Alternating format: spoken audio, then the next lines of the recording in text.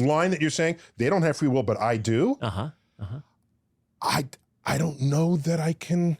See, I have free will over some things and not over others. Okay. Someone can see me and say, that person needs help in this way and has the free will to help me. I see somebody else who needs this help and free will. Together, it is a network. It's not that any individual. So you have to draw the line for every individual and even perhaps for society. Okay. Does the criminal who's born in poverty have free will to not be a criminal if most of the people in prison came in below the poverty line? So there's some sociological force operating there. So that where we are less susceptible to that force. I think that's a great question, analogy. Let's say this.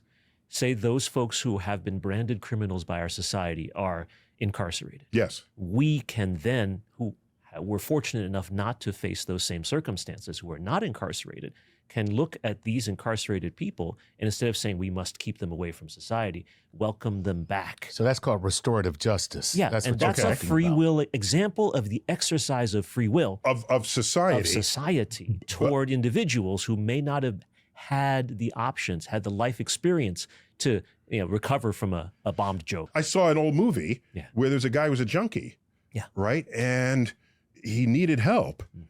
But they said, no, the cops came and arrested him because he was a junkie. Right. Today, you wouldn't do that. Right. You would say the person needs help. They need, right. Even if that person had robbed somebody, that person needs treatment.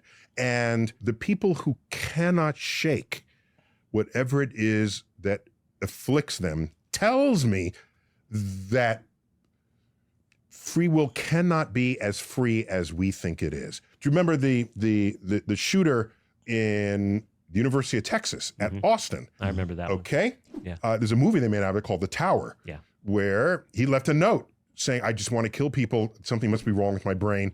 Please, when I die, look into this. They looked, and there was a tumor putting pressure on a part of in fact, that's how we learn anything about how the brain works when you have situations like this. Person had the free will to write a note.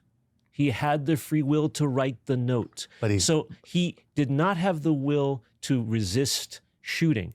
But that's the line that you were talking about is a partial one. Why isn't that line always in motion as we learn more and more about how the mind works?